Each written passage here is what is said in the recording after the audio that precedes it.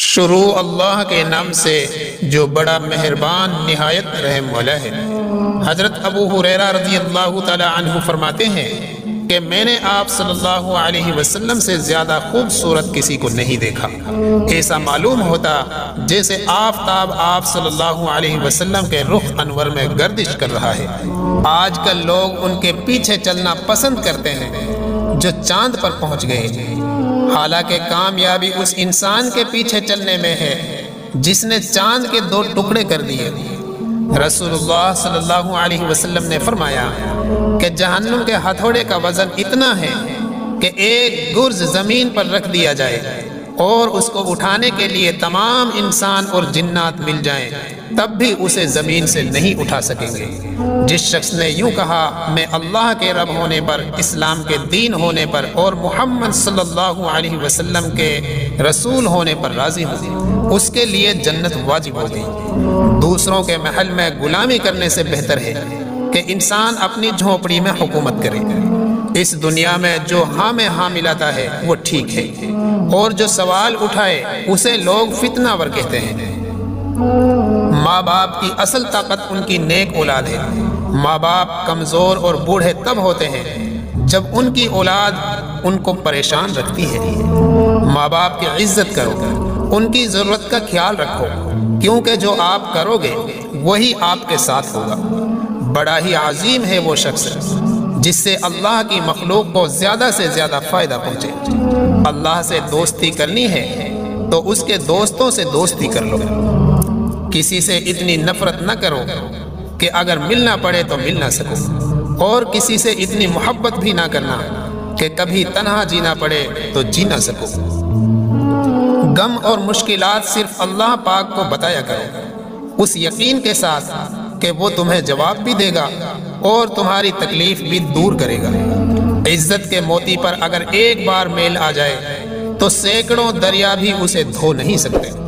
بے شک کسی کا صدقہ اس کی قبر سے گرمی دور کر دیتا ہے۔ نبی کریم صلی اللہ علیہ وسلم نے اپنی دونوں انگلیوں کو ملا کر فرمایا، میں اور یتیم کی پرورش کرنے والا جنت میں ان 2 انگلیوں کی طرح قریب ہوں گے۔ لنگر لگا ہوا تھا اور لاتعداد لوگ اس اچھے کھانے سے مستفید ہو رہے تھے۔ ہر شخص اپنا حصہ لے کر آگے بڑھ جاتا تھا۔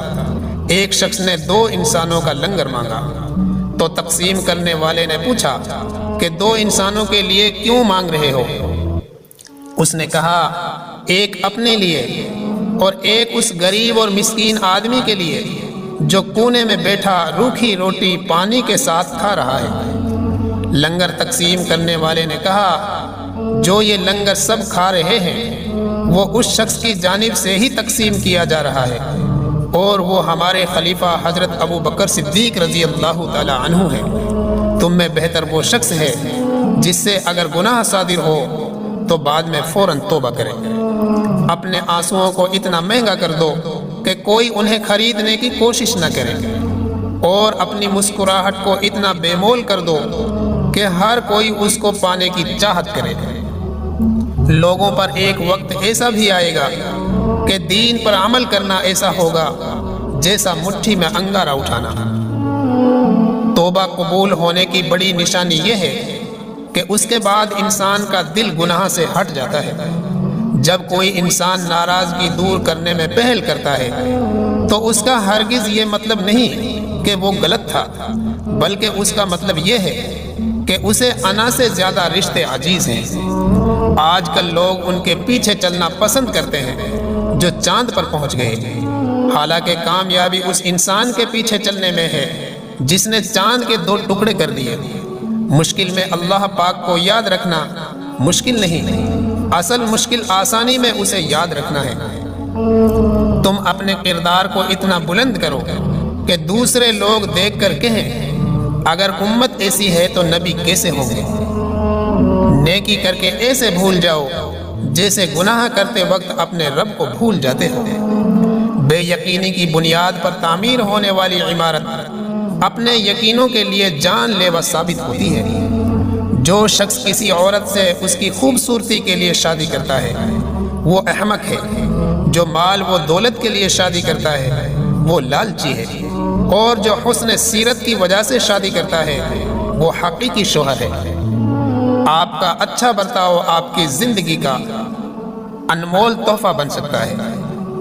اسی طرح کی ویڈیوز دیکھنے کے لیے ہمارے چینل کو سبسکرائب ضرور کریں۔ شکریہ۔